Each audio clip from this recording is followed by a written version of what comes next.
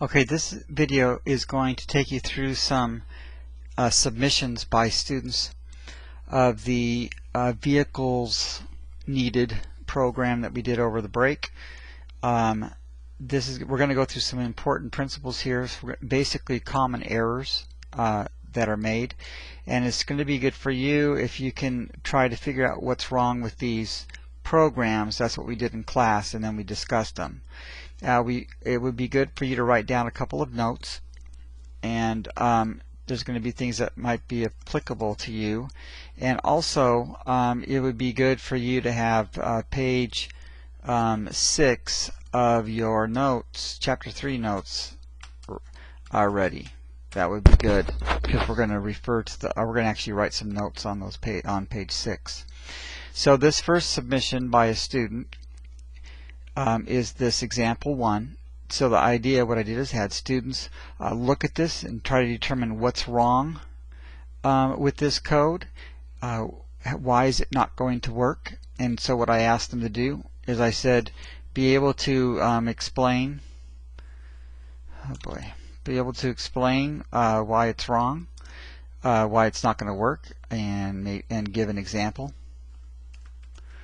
of it not working. In other words, give a value of the num of students that would cause bad output, and then possibly give a fix. How would you fix it? Fix the problem. So it would be good if you could pause the video, try to figure it out yourself, and then come back and see what the explanation is. So as we look at this, first of all, we see we have a series of if statements, and we got to be careful, because if statements, a series of if statements, doesn't always work. Sometimes it does. This actually is an if else here, so it doesn't always work. But let's just take a number like 16. Let's say that num of students is 16. So the compiler goes like this. Now the important thing here is that when you test your program and you see the output and you go, oh, this isn't correct, one of the ways to figure out what you did wrong and how to change your code is to trace the code, that's why we practice this. And so you test your program manually with different amounts. Now it is good to test, above your boundary, like this is a boundary, above your boundary, below your boundary, and the boundary itself. So anyways, we're going to take 16, which is actually above this boundary.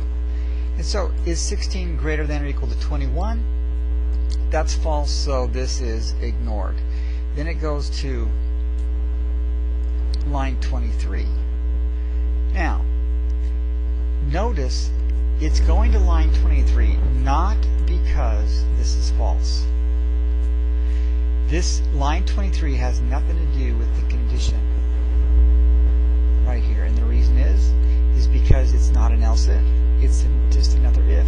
Every time the compiler sees an if, it's going to execute that line, and so it's going to execute this line, this line, this line, and this line, guaranteed. The only line that's dependent upon another on a condition